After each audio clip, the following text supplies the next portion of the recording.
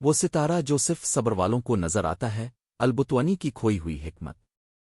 آج رات میں تمہیں ایک ایسی کہانی سناؤں گا جو 1000 سال پہلے ایک طوفانی رات کے بعد شروع ہوئی۔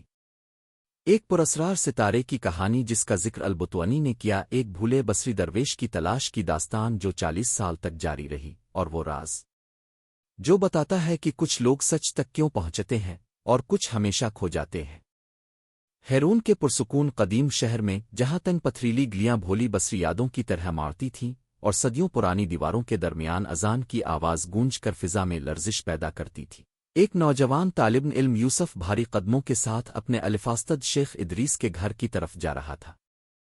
شیخ ادریس پورے علاقے میں اپنی دانائی پرہیزگاری اور اس عجیب صلاحیت کی وجہ سے مشہور تھے کہ وہ مشکل سے مشکل بات کو بھی تاریکی میں جلتے نرم چراغ کی روشنی جیسی آسان بنا دیتے تھے۔ مگر اس سرد شام یوسف کے دل میں بے چینی تھی، کیونکہ ایک جملہ ایسا تھا جسے وہ بار بار سمجھنے کی کوشش کے باوجود سمجھ نہ سکا تھا، مشہور مسلمان فلکیات دان البتوانی کا قول: سچائی اس شخص پر ظاہر ہوتی ہے جو اسے صبر اور ضبط نفس کے ساتھ تلاش کرتا ہے، نہ کہ اس پر جو اندھیروں میں دوڑتا پھرتا ہے۔ یوسف نے اس جملے کو اپنی کاپی میں اتنا لکھا کہ سیاہی کاغذ چیرنے لگی، لیکن معنی پھر بھی اس کے ذہن سے پھسل جاتے تھے۔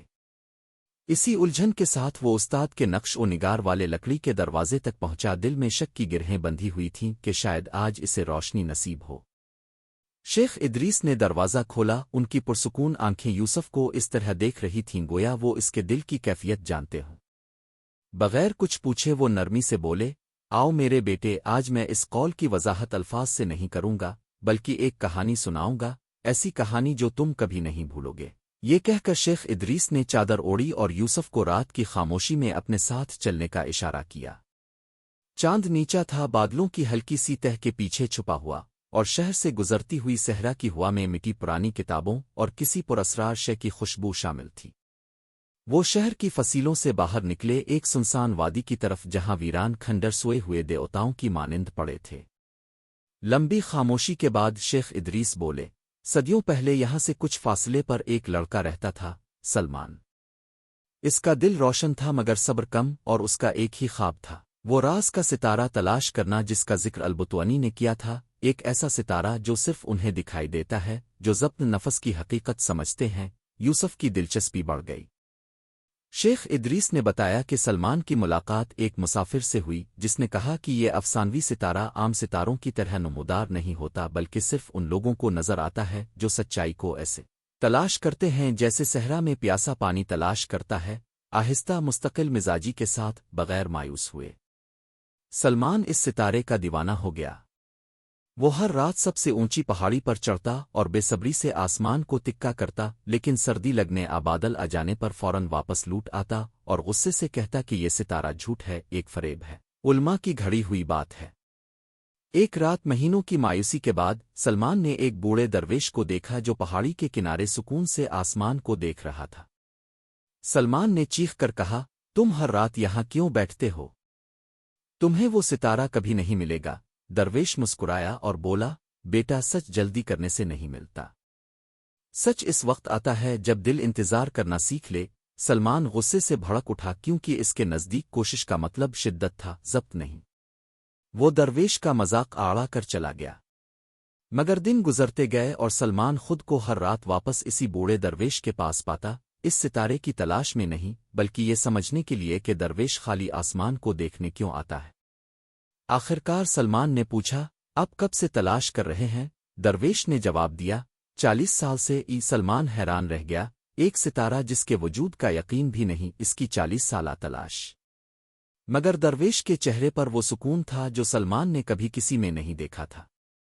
پھر درویش نے ایسا جملہ کہا جس نے سلمان کے دل کو ہلا دیا: بیٹا، ستارہ مقصود نہیں، جو ہر رات آسمان کو دیکھتا ہے وہ صبر سیکھ لیتا ہے، جو صبر سیکھ لے وہ کائنات کے نظام کو سمجھنے لگتا ہے، اور جو کائنات کو سمجھے وہ اللہ کی نشانیاں ہر جگہ دیکھنے لگتا ہے۔ یوسف نے دل میں لرزش محسوس کی۔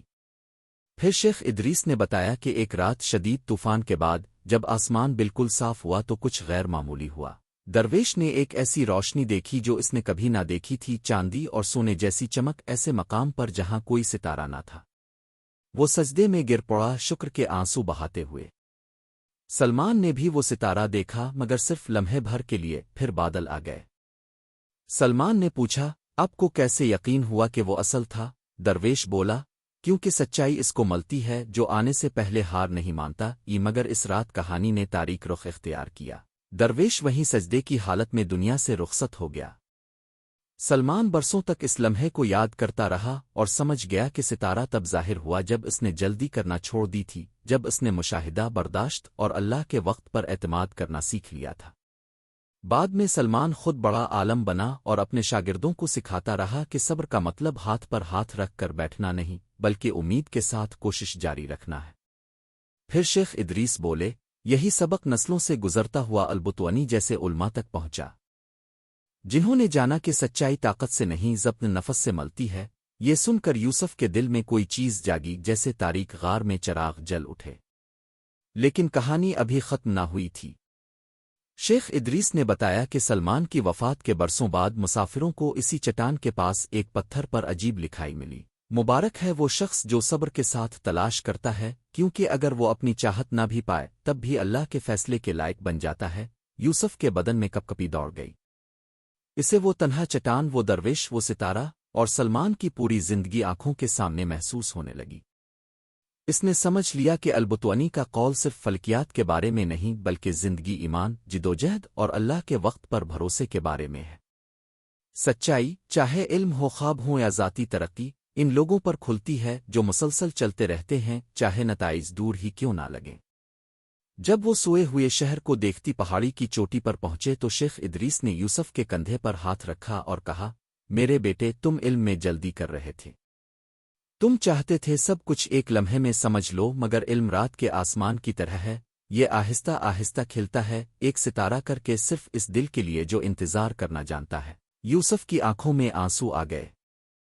اس نے دل میں دعا کی کہ اللہ اسے صبر، ضبط اور سچائی کی طلب عطا کرے۔ ہوا تھم گئی، بادل چھٹ گئے اور ایک لمحے کے لیے ایک روشن ستارہ آسمان پر چمکا، گویا اللہ تعالیٰ اس کہانی کی تصدیق فرما رہا ہو۔